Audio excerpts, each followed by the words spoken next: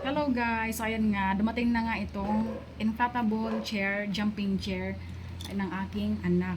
So ayan guys, at i-assemble na natin ito. Bali, ito guys. Ayan, tatanggalin lang ito. Tapos, papabutugin na natin. So, let's go. So guys, ito na nga at napabutog ko na itong kanyang laruan na inflatable chair, jumping chair, animals. Ayan guys, napakaganda. So napakasulit nito na laruan ng ating mga anak. Ayan. You happy?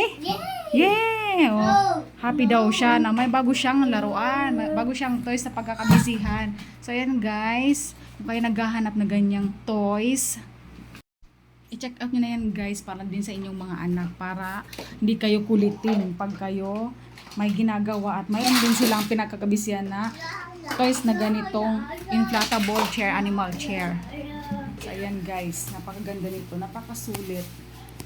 So ayan guys, mga mamis na katulad ko, kung gusto nyo magkaroon ng ganito ding toys ang inyong mga anak, ayan.